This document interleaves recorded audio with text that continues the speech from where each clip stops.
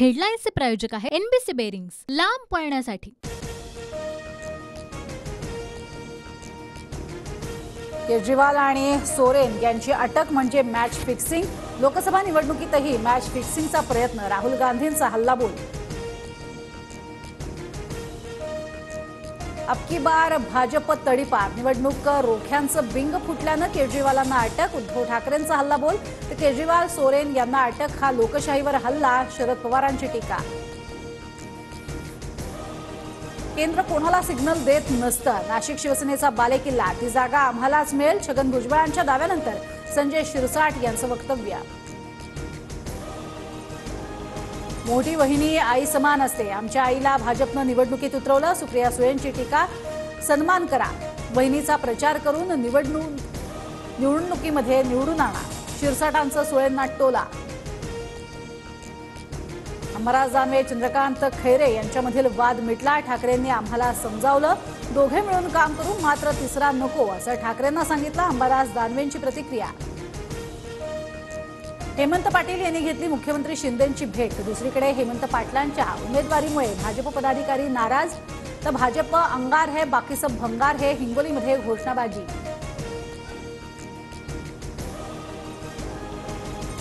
वंचित काँग्रेसला कोल्हापूर आणि नागपूरमधनं पाठिंबा देणार, पण आमच्या 8 जागा काँग्रेस आणि राष्ट्रवादीमुळे पडल्या, प्रकाश आंबेडकरांचं वक्तव्य।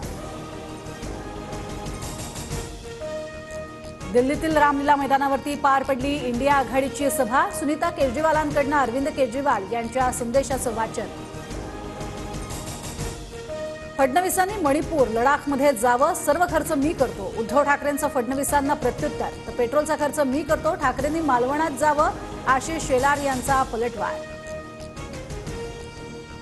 अभिनेता गोविंदा निवडणूक लढणार नाहीत, मात्र शिंदेंच्या शिवसेनेच्या उमेदवारांचा प्रचार करणार। पहिल्या टप्प्यातील मतदानासाठी गोविंदा विदर्भात जाणार। महायुतीमध्ये 4 जागांवर तिढा कायम, शिंदे फडणवीसांमध्ये 3.5 तास खलबतं। छत्रपती संभाजीनगर, सिंधुदुर्ग, रत्नागिरी, ठाणे आणि नाशिकच्या जागेवर चर्चा झाल्याची माहिती। छत्रपती संभाजीनगर लोकसभेसाठी संदीपान भुमरेंचा मुलगा विलास भुमरेंचं नाव चर्चेत। महायुतीकडनं भागवत कराड, विलास भुमरे, विनोद पाटील यांचीही नावं चर्चेत। भागवत कराड आणि अजित पवारांमध्ये चर्चा। भागवत कराड छत्रपती संभाजीनगरमधनं लोकसभेसाठी इच्छुक। इगतपुरीमध्ये पाण्याचा प्रश्न गंभीर, 12 वाड्यांमधील स्थानिकांवर झऱ्याचं गढूळ पाणी पिण्याची येते वेळ।